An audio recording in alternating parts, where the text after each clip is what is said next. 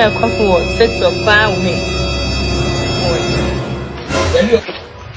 Hey, Akosia. Hey, Akosia Bapa. Hey, you want to Papa? Mommy, dad. Oh, I'm away. Oh, wash it. But then, Mamma, come on, I'm going to tell my mamma here. They said that Eka Kwan is a mekoje. Maybe I'm saying that me to we a bro.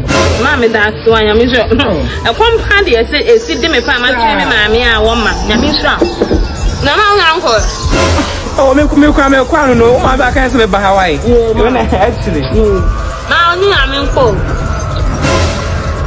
I'm ready. I'm the